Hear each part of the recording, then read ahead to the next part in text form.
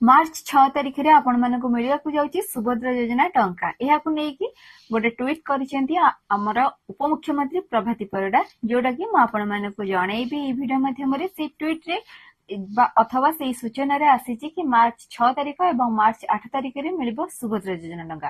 तो आपण मानको मन रे प्रश्न आसुथिबो जे मार्च 6 एवं मार्च 8 रे दुई दिन मध्य रे केमती पैसा आसीबो के मानको मिलिबो। तो सेटा म आपण मानको ए वीडियो माध्यम रे जणैबी ता ऊपर कहि राखुची। नमस्कार, जय जगन्नाथ। मो दीप्ति स्वागत करछि मोर ओडीएसके चैनल को। यदि आपण माने ए पर्यंत चैनल को सब्सक्राइब करनांती साइड रे थिया बेल आइकन प्रेस करनांती ताहले जल्दी जल्दी जाई चैनल को सब्सक्राइब कर नियंतु एवं साइड रे थिया बेल आइकन को प्रेस कर नियंतु जा फल रे मु जहां भी वीडियो आपण मानको पय अपलोड करबी जहां भी अपडेट आपण मानको पय नै आसीबी आपण माने तार नोटिफिकेशन सर्वप्रथम जानि परिबे एवं निजे घरे बसी निजे मोबाइल माध्यम रे अति सहज रे सब विषय रे जानि परिबे। तो चलंतु बेसी कथा नै कि वीडियो को स्टार्ट करबा एवं कौन रही मार्च 6 तारिख एवं मार्च 8 तारिख रे सुभद्रा योजना को लेकिन अपडेट से विषय रे कथा हबा। तो चलंतु प्रथमे जानि दबा जे हमर उपमुख्यमंत्री कौन ट्वीट करचंती।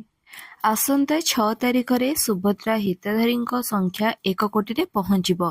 महिला सुविधा पई राज्य सरकार नूतन भाव योग्य विजेता होइथिबा 1,70,000 सुभद्रा हितधारी को पंचम पर्याय रे प्रथम किस्ती टंका प्रदान करिवे एवं मार्च 8 तारिख दिन अंतर्जातीय महिला दिवस रे द्वितीय किस्ती प्रदान करा जिवो। एक नूतन योजना को 7 मास मध्य कार्यकारी कराई 1 कोटी महिला को डेबिट माध्यम सहायता राशि पहुंचाइबा कार्य करी आम सरकार लोकों सरकार एक उदाहरण सृष्टि करछंती। तेबे चलंतु देखिबा हमर उपमुख्यमंत्री कौन कहउछंती।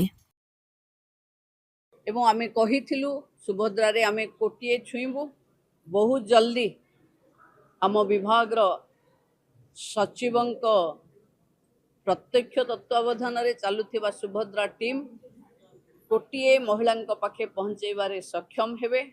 मार्च 8 रे ब्रह्मपुर रे एका थरके कोटिए महिला को आर्थिक स्वावलंबी करबा पई सुभद्रा द्वितीय किस्ती दिया। जानतु एही सूचना अनुसार हमर मार्च 6 तारिख रे जो मानकर पैसा पेंडिंग थिला बा आपनकर जो प्रथम किस्ती प्रथम द्वितीय तृतीय चतुर्थ पर्याय टंका मिली नथिला जो महिला माननको सी मानकर पेमेंट टी आपण माननको मार्च 6 तारिख रे मिली जिवो।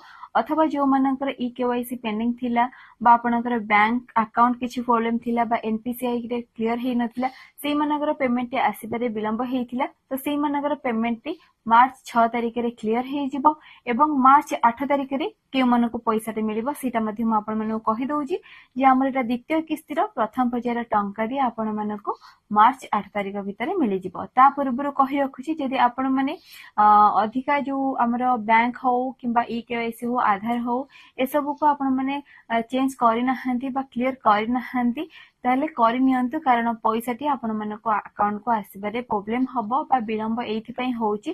तेनु करी आपण माने निजर जहा भी डॉक्यूमेंट तथ्य अछि ताको सठिक कर नियंतु जहा फल कि आपण ठीक समय रे ठीक किस्ती जो आसुची से आपनकर पेमेंट टी आपण माने पाई जिवे। तो एटा रहिथिला उपमुख्यमंत्रीकर ट्वीट रे बा सूचना। तो एहा को देखि कि आपण माने आपनकर डॉक्यूमेंट सठिक भाबरे सठिक करि नियंतु जहा फल कि आपनकर ही सुविधा हेबो। वीडियो टी भल लागले निश्चय लाइक कमेंट शेयर करिवे चैनल को सब्सक्राइब करिवे एवं बेल आइकन को प्रेस करिया को कदाई भूलिबे नहीं। रहिली जय जगन्नाथ।